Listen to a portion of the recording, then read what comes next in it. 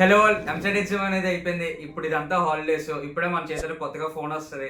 So ఇంక phone వచ్చిన దగ్గర నుంచి ఇన్స్టాగ్రామ్ రీల్స్ చూస్తాం, యూట్యూబ్ చూస్తాం, లేదంటే ర్యాండమ్గా ఏమైనా నెట్ఫ్లిక్స్లో సిరీస్ చూస్తాం, హాట్స్టార్లో. ఇప్పుడు ఐపీఎల్ కూడా అయిపోయింది. ఇప్పుడు ఇంకా ఖాళీగా ఉంటాం. ఇంకా మనం చేసేది ఏముంది? లేదంటే అలా ఫ్రెండ్స్తో బయటకు పోతాం, లేదంటే బయట తిరుగుతాం. సేమ్ ఇలానే నేను కూడా నా ఎంసెట్ ఎగ్జామ్ అయిపోయిన తర్వాత సేమ్ మీలానే నేను ఉండేటోడిని. బట్ కాలేజ్కి వెళ్ళిన తర్వాత తెలిసింది నేను చాలా టైం వేస్ట్ అనేది చేశాను అని. ఎస్, ఇదైతే రియాలిటీ. ఎందుకు అంటే మనం ఏమనుకుంటాం అంటే ఈ హాలిడేస్లో అరే బీటెక్ వెళ్ళిపోతాం కదా, బీటెక్ వెళ్ళిన తర్వాత అరే 4 years ఉంటుంది. 4 yearsలో మనకు చాలా ఫ్రీ టైం అనేది ఉంటుంది.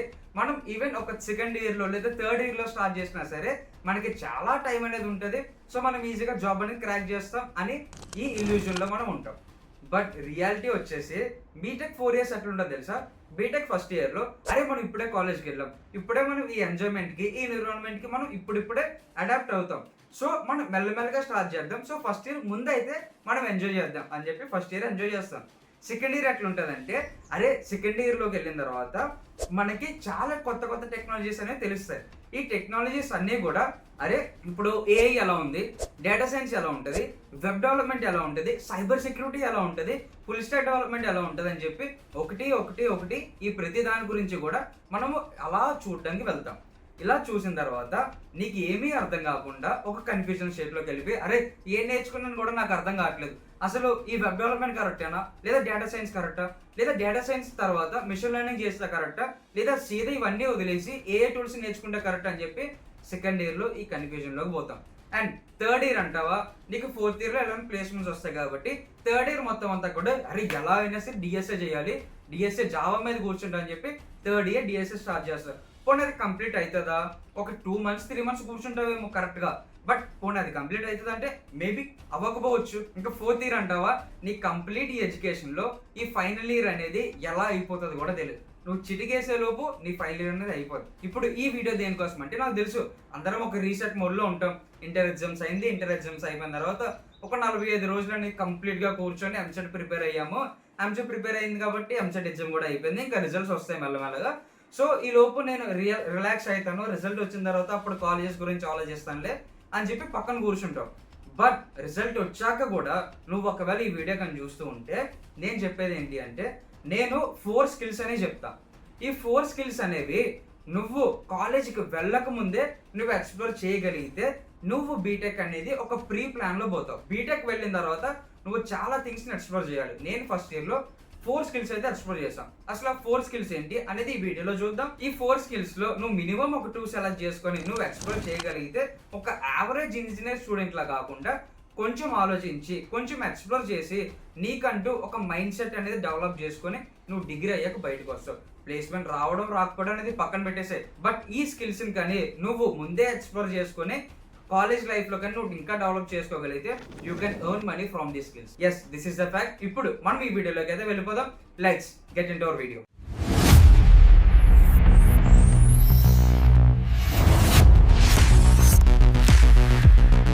ఫస్ట్లీ నేను నీకు ఒక్కొక్క స్కిల్ అనేది జాగ్రత్తగా ఎక్స్ప్లెయిన్ చేస్తా.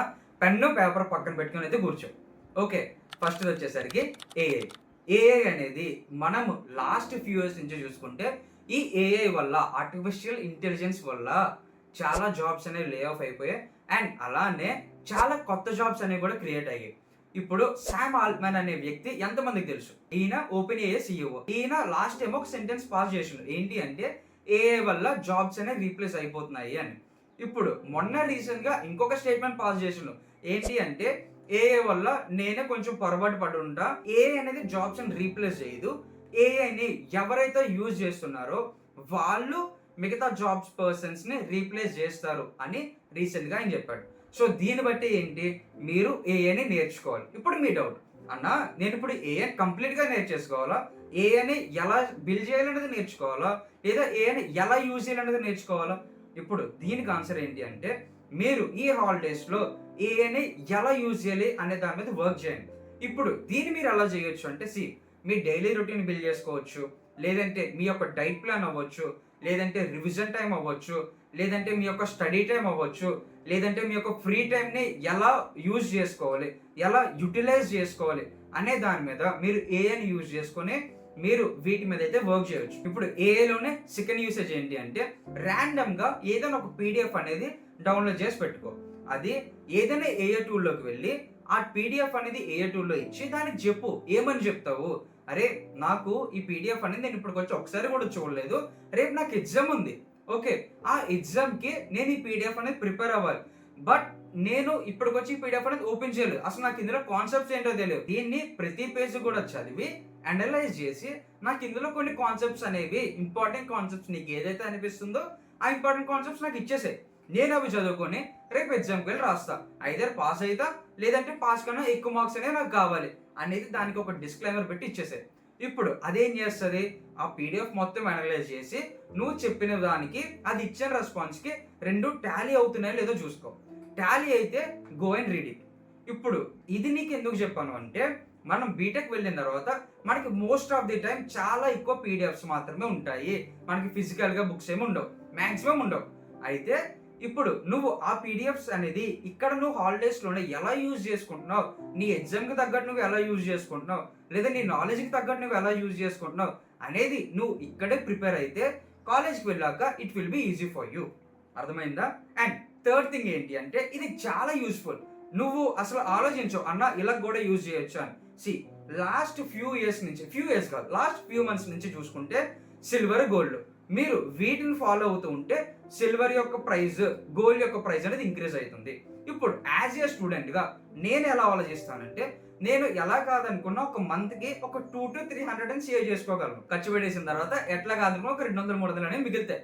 ఇప్పుడు వీటిని మనం ఎలా ఇన్వెస్ట్ చేయాలి? ఇప్పుడు చాట్ జీపీటీకి వచ్చేసరికి దానికి చెప్పు, అరే నా దగ్గర ఒక 200-300 ఉన్నాయి, నేను ఇన్వెస్ట్ చేద్దాం అనుకుంటున్నా, నాకు ఎందుకో గోల్డ్ సిల్వర్ అనేది లాస్ట్ ఫ్యూ మంత్స్ నుంచి పెరుగుతుంది అండ్ అలానే గోల్డ్ అనేది సేఫెస్ట్ ఇన్వెస్ట్మెంట్ కదా, నేను ఎలా ఇన్వెస్ట్ చేయాలి, నాకు ఒక ఇన్వెస్ట్మెంట్ ప్లాన్ ఇవ్వి అని దాన్ని అడుగు. బ్రో లిటరల్లీ ఇది ఒకవేళ ఏఏ కని రాకముందు అయితే ఎవడైనా మన దగ్గరకు వచ్చి అరే నువ్వు ఇలా ఇన్వెస్ట్ చెయ్యి, అలా ఇన్వెస్ట్ చెయ్యి, నీకు రిటర్న్స్ అనేవి వస్తాయి అని ఒకటి చెప్పేటోడు.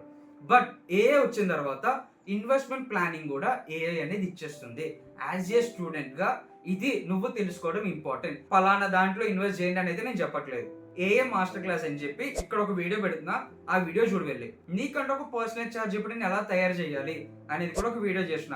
ఏఐ గురించి ఎక్కువ మాట్లాడేసా కదా, ఎందుకంటే ఏఐ అనేది ఇప్పుడు మనం నేర్చుకోవాల్సిన టాపిక్ కాబట్టి ఏఐ గురించి కొంచెం ఎక్కువ చెప్పా. ఇప్పుడు సెకండ్ స్కిల్ ఏంటి అంటే వీడియో ఎడిటింగ్. ఇక్కడ కూడా నీకు ఒక రియాలిటీ ముందు పెడతా చూడు. చాలా మంది కాంటెంట్ క్రియేషన్ స్టార్ట్ చేయడం మొదలు పెట్టారు ఇన్స్టాగ్రామ్లో, యూట్యూబ్లో, అవునా కాదా? ఇప్పుడు వీళ్ళని నువ్వు చూసుకుంటే వీళ్ళకి వీడియో ఎడిటింగ్ అనేది కొంతమంది చాలా బాగా చేస్తారు, కొంతమందికి వీడియో ఎడిటర్స్ అనేవి కావాలంటారు. ఇప్పుడు వీడియో ఎడిటింగ్ అనేది నువ్వు నేర్చుకుంటే ఇప్పుడు భూమి అవుతున్న ఈ కాంటెంట్ క్రియేషన్ లో అలానే వీడియో ఎడిటింగ్ అనేది చాలా అనేది ఎడ్జ్ అనేది ఉంటుంది. ఇది నేను ఎందుకు చెప్తున్నానంటే మనం కాలేజ్ వెళ్ళిన తర్వాత చూసుకుంటే మనకి సేవింగ్స్ అనేవి ఉంటాయి. ఇప్పుడు ఆ సేవింగ్స్ ని మనం వేరే దాని మీద పెట్టేదానికన్నా ఇలా ఇన్వెస్ట్మెంట్ కానీ చేసుకోగలిగితే ఇప్పుడు మంత్ కి ఒక 200 వేసుకో, లేదంటే 2 months కి ఒక 300 వేసుకుందాం. ఓకే 2 months కలిపి ఒక 300 వేసుకుందాం. ఇప్పుడు నార్మల్ ఒక ఈటీఎఫ్ అనేది 145 to 150 రూపీస్, 145 to 165 రూపీస్ ఉంటాయి. ఇప్పుడు ఒక ఈటీఎఫ్ అనేది నువ్వు ప్రతి మంత్ కొంటే అలా 12 months కి 12 ఈటీఎఫ్స్ అయితే ఇప్పుడు ఈటీఎఫ్ అంటే ఏంటి అనేది చాట్ జీపీటీ చెప్తుంది ఒకవేళ నువ్వు ముందుకు వెళ్తే. ఇప్పుడు ఈ ఈటీఎఫ్ బాండ్స్ అనేవి ఒక మంత్ చూసుకుంటున్నావు, అలా నీ 4 years అంటే ఎన్ని ఇయర్కి 12 months అంటే 4 into 12 48 months అంటే 48 ఈటీఎఫ్స్ అనేవి నీ క్వాంటిటీలో, నీ ఇన్వెస్ట్మెంట్లో, నీ పోర్ట్ఫోలియోలో ఉంటాయి. సో ఇప్పుడు నీకంటూ ఒక ఇన్వెస్ట్మెంట్ అనేది ఉంది, దీన్ని నువ్వు ఎలా యూజ్ చేసుకుంటావు అనేది నీ ఫైనల్ ఇయర్ తర్వాత చూసుకో. అర్థమవుతుందా? ఇది నేను చెప్పడానికి కారణం ఏంటి అంటే మీరు ఏఐని ఇలా ఇన్వెస్ట్మెంట్ ప్లాన్స్ లో కూడా యూజ్ చేసుకోవచ్చు అండ్ మోర్ ఓవర్ మీ మనీని సేవ్ చేసుకోవచ్చు అని నేను చెప్పడానికి నేను మీకు చెప్పా. అంతేగాని ఇప్పుడు నీకు ఇక్కడ సింపుల్ గా చెప్పాలంటే ఒక ప్రొఫెసర్ ఉన్నాడు, ఆ ప్రొఫెసర్ కి వీడియోస్ పోస్ట్ చేయడం ఇష్టం, బట్ ఆయనకి వీడియో ఎడిటింగ్ అనేది రాదు. ఇప్పుడు ఆయన ఏం చేస్తాడు, ఒక వీడియో ఎడిటర్ కి అప్రోచ్ అవుతాడు. ఇప్పుడు ఆ వీడియో ఎడిటర్ నువ్వే కంప్లీట్ గా వీడియో ఎడిటింగ్ నేర్చుకోగలిగితే ఆ క్లయింట్ నువ్వు తీసుకొని నువ్వు ఈజీగా ఛార్జ్ చేయొచ్చు. అండ్ గత 2 years నుంచి వీడియో ఎడిటింగ్ అనేది it's really booming. And video editing యొక్క ఛార్జెస్ అయితే నువ్వు అసలు నమ్మవు. పర్ వీడియోకి, ఒక్క వీడియోకి ఆ వీడియో లెంత్ బట్టి 5 minutes అయితే 5,000, 10 minutes అయితే 8,000 ఇట్లా ఛార్జ్ చేస్తున్నారు.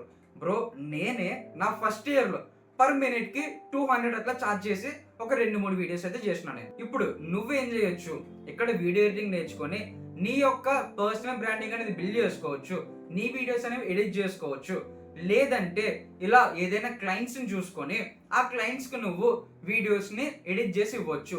ఎడిట్ చేసి ఇచ్చి నువ్వేం చేయగలవు, ఇక్కడ వాళ్ళ దగ్గర నుంచి మనీని ఎర్న్ చేయొచ్చు. ఇప్పుడు థర్డ్ స్కిల్ ఏంటి అంటే కాంటెంట్ క్రియేషన్. ఈ కాంటెంట్ క్రియేషన్ అనేది ఇందాక మనం మాట్లాడుకున్నట్టు చాలా మంది కాంటెంట్ క్రియేటర్స్ అనేవారు బయటకు వస్తున్నారు. ఇప్పుడు నీకు సింపుల్ గా కాంటెంట్ క్రియేషన్ ఎలా వర్క్ అవుతుందో చెప్తా. మనం రోజు చూసే యాడే బూస్ట్ యాడ్ తీసుకుందాం. బూస్ట్ యాడ్ అనేది ఒక కంపెనీ. ఓకే, ఆ బూస్ట్ అనేది ఎవరిని యూజ్ చేసుకొని యాడ్స్ ప్రమోట్ చేస్తుంది, మనందరికీ తెలుసు ధోని సార్ అయితే యూజ్ చేసుకుంటుంది. ఇప్పుడు ఆ ధోని సార్ ని ఎందుకు యూజ్ చేసుకుంటుంది, ఫస్ట్ మనం చూసుకుంటే చాలా మంది మన ఇండియాలో మాక్సిమం ఆఫ్ ది ఫ్యాన్స్ అనేవాళ్ళు ధోనికి చాలా ఎక్కువ, అవునా? అండ్ మోర్ ఓవర్ చిన్నపిల్లలు బూస్ట్ అనేది మాక్సిమం ఒక కాలేజ్ లైఫ్ వరకు ఆ స్టూడెంట్స్ టార్గెట్ చేస్తుంది. వాళ్ళందరూ కూడా ధోనిని చాలా అడ్మైర్ చేస్తారు, చాలా ఇన్స్పైర్ గా తీసుకుంటారు. ఇప్పుడు ఆ ధోని సార్ ని యూజ్ చేసుకొని వీళ్ళు ప్రమోట్ చేయడం స్టార్ట్ చేస్తున్నారు. ప్రమోట్ చేస్తున్నారు. ఎట్లా ప్రమోట్ చేస్తున్నారు, ధోని సార్ కి ఫ్యాన్ ఫాలోయింగ్ ఎక్కువ, అంటే పర్సనల్ బ్రాండింగ్ చాలా అంటే చాలా ఫ్యానిజం ఎక్కువ. ఇప్పుడు ఆయనకని ఆ బూస్ట్ ని ప్రమోట్ చేస్తే ఇక్కడ ఆయన వల్ల బూస్ట్ అనేది చాలా ఎక్కువ సేల్స్ అనేది అవుతాయి.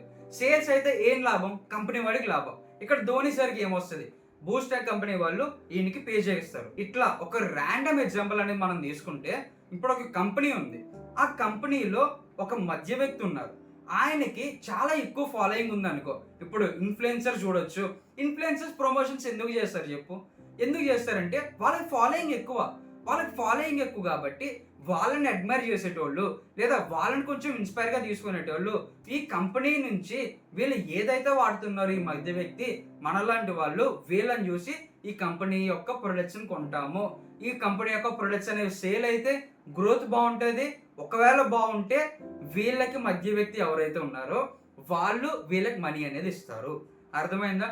This is how personal branding is working. ఇప్పుడు నీ క్వశ్చన్ ఏంటి అంటే, అన్న నేను పర్సనల్ బ్రాండింగ్ ని ఎలా స్టార్ట్ చేయొచ్చు లేదా కాంటెంట్ క్రియేషన్ ని ఎలా స్టార్ట్ చేయొచ్చు అంటే, ఇప్పుడు ఈ జనరేషన్ లో అయితే నువ్వు కాంటెంట్ క్రియేషన్ ని ఈజీగా స్టార్ట్ చేయొచ్చు. ఎందుకు అంటే ఇక్కడ చాట్ జీపీటీ హెల్ప్ కూడా నువ్వు తీసుకోవచ్చు.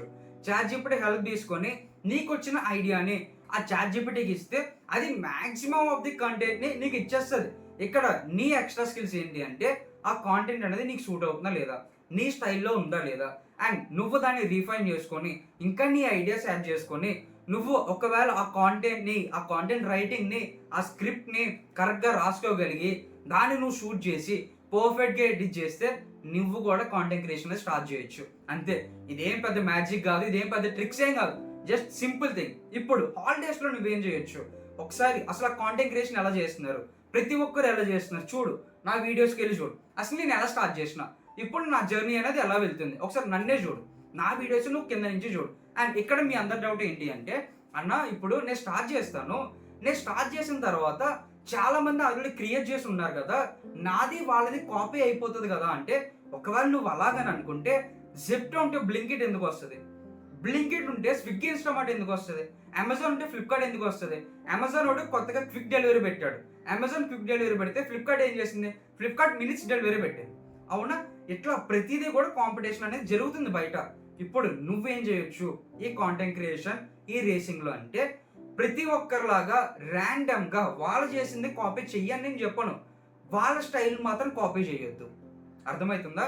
నీకంటే ఒక స్టైల్ ఉంటుంది, గో ఇన్ యువర్ స్టైల్. నీ స్టైల్లో నువ్వు అసలు స్క్రిప్ట్ ఎలా రాయొచ్చు, నీ స్టైల్లో నువ్వు వీడియోని ఎలా షూట్ చేయొచ్చు, నీ స్టైల్లో నువ్వు వీడియోని ఎలా ఎడిట్ చేయొచ్చు అనేది నువ్వు దాని మీద ఎక్కువ ఫోకస్ చేయి. ఈ కంప్లీట్ ఈ హాలిడేస్ లో ఏఐని యూజ్ చేసుకొని నువ్వు కాంటెంట్ క్రియేషన్ ఎలా చేయొచ్చు అండ్ కాలేజ్ లో నువ్వు కాంటెంట్ క్రియేషన్ అనేది ఎలా స్టార్ట్ చేయొచ్చు అనేది ఈ 2 వీడియోస్ ని చూడు. ఇప్పుడు లాస్ట్ స్కిల్, ఈ లాస్ట్ స్కిల్లే కానీ చాలా ఇంపార్టెంట్ స్కిల్. ఇదేంటి అంటే కోడింగ్. నువ్వు అనుకోవచ్చు అన్న ఎందుకన్నా నువ్వు కోడింగ్ లేదా ప్రోగ్రామింగ్ లాంగ్వేజ్ ముందు పెట్టలేదు అంటే, ఇప్పుడు మన వాళ్ళందరూ ఒక జాబ్ పాయింట్ ఆఫ్ వ్యూలో లేదా ఒక డిగ్రీ పాయింట్ ఆఫ్ వ్యూలో చూస్తారు. నువ్వు అలా కానీ చూస్తే, నేను ఒకవేళ కోడింగ్ అనేది ఫస్ట్ లో పెట్టుంటే నువ్వేం చేస్తావు, సీదా కోడింగ్ లోకే పోతావు. ఈ 3 స్కిల్స్ ని నువ్వు అసలు కనీసం వాటిని వినవు, లేదంటే వాటిని ఎక్స్ప్లోర్ కూడా చేయవు. ఇప్పుడు ఈ కోడింగ్ ని నేను లాస్ట్ లో ఎందుకు పెట్టానంటే, అరే నువ్వు డిగ్రీని ఒక డిగ్రీలా మాత్రమే చూడకరా. అర్థమవుతుందా? నువ్వు డిగ్రీతో పాటు ఇంకా నువ్వు డిగ్రీలోకి వెళ్ళిన తర్వాత I mean BTech or whatever is, నేను దీన్ని కామన్గా డిగ్రీ అంటున్నా, ఓకే, అందులోకి వెళ్ళిన తర్వాత నువ్వు ఎలా స్కిల్స్ని ఎక్స్ప్లోర్ చేయొచ్చు, డిగ్రీ మాత్రమే కాకుండా ఇంకా ఏ థింగ్స్ నువ్వు నేర్చుకోగలవు అనేది చెప్పడానికే నేను నీకు ముందు ఆ స్కిల్స్ పెట్టా. అండ్ ఇంకొక రీజన్ ఏంటి అంటే కోడింగ్ అనేది ఇప్పటికి వచ్చి మనం టచ్ చేసే ఉంటాం నాకు తెలిసినంత వరకు అయితే, అవునే కదా. ఇప్పుడు ఇలాంటి టైంలో నేను నీకు ముందే కోడింగ్ పెట్టేసాను అనుకో, నువ్వు సీదా కోడింగ్లోకి వెళ్ళిపోతావు. కోడింగ్లోకి వెళ్ళిపోయి అరే నాకేం అర్థం కావట్లేదురా, ఎందుకురా బాబు నేను చెయ్యనని చెప్పి పక్కన పడేస్తావు. అందుకే నేను ముందు ఆ స్కిల్స్ పెట్టా. అండ్ నేను ఇప్పుడు నీకు చెప్పేది ఏంటి అంటే నీకు కోడింగ్ ఒక్కటే కావాలి, నాకు ప్రోగ్రామింగ్ లాంగ్వేజ్ ఒక్కటే కావాలంటే ఇందులోకి వెళ్ళిపో. అర్థమవుతుందా? సీదా ఇందులోకి వెళ్ళిపో. ఎందుకు అంటే నువ్వు ప్రోగ్రామింగ్ లాంగ్వేజ్ ఇప్పటి నుంచే నువ్వు స్టార్ట్ చేస్తే నీ 4 yearsలో ఇంకొంచెం డిఎస్సి అవ్వచ్చు లేదా మిషన్ లెర్నింగ్ అవ్వచ్చు, ఇంకా డీపర్గా నువ్వు ఇప్పటి నుంచి స్టార్ట్ చేస్తే నువ్వు ముందుకెళ్ళగలవు. లేదన్నా నేను ఎక్స్ప్లోర్ చెయ్యాలనుకుంటున్నా, ఇంకా బయట ఏమేమి వేస్ ఉన్నాయి అనేవి నేను చూద్దాం అనుకుంటున్నా అంటే ఫస్ట్ 3 ఎక్స్ప్లోర్ చేశాక అప్పుడు దీనికి రా. ఇప్పుడు కోడింగ్లో ఏంటి అంటే నువ్వు ఒక ప్రోగ్రామింగ్ లాంగ్వేజ్ అనేది నేర్చుకోవాలి. ఇక్కడ నా యొక్క రియల్ ఎగ్జాంపుల్ చెప్తా చూడు. ఏంటి అంటే కాలేజ్కి వెళ్ళి అక్కడ మాకు ఫస్ట్ ఇయర్లో ప్రోగ్రామింగ్ లాంగ్వేజ్ అనేది స్టార్ట్ చేసాను. నేను వింటున్నా, అప్పటికి ఇంకా నేను ప్రోగ్రామింగ్ లాంగ్వేజ్ అనేది స్టార్ట్ చేయలేదు. ఇక్కడ వీడేమో ఐడెంటిఫైస్ అంటే ఏంటో చెప్తున్నాడు, నా పక్కన ఉన్నాడు. ఇటు పక్కడేమో కీవర్డ్స్ గురించి చెప్తున్నాడు, ముందున్నోడేమో లిస్ట్ ఆఫ్ కీవర్డ్స్ చెప్తున్నాడు. ప్రోగ్రామింగ్ లాంగ్వేజ్ అంటే డెఫినేషన్ కూడా మనకు తెలియదు నా ఫస్ట్ ఇయర్లో. ఇది రియాలిటీ. అండ్ ఈవెన్ ఇప్పటికీ కూడా మీకు ప్రోగ్రామింగ్ లాంగ్వేజ్ అంటే ఏంటో తెలియకుండా సిఎస్సి ఈవెన్ ఇప్పటికీ చాలా మంది జాయిన్ అవుతారు. Correct me if I'm wrong. అర్థమవుతుందా? నేను అట్లే జాయిన్ అయ్యా. అయితే that is the realisation in my entire college. That is the first day of my class. ఏంటి అంటే ఇంకా వచ్చేసి అరే నాకు అసలు కోడింగ్ అంటే ఏంటో తెలియదు, ప్రోగ్రామింగ్ లాంగ్వేజ్ అంటే ఏంటో తెలియదు. అలాంటిది నేను సిఎస్సిలోకి వెళ్ళా. అది నేను ఇంకా నా 4 years నేను ఎట్లా సర్వైవ్ అవుతా అనేది ఒక బిగ్గెస్ట్ క్వశ్చన్ మార్క్.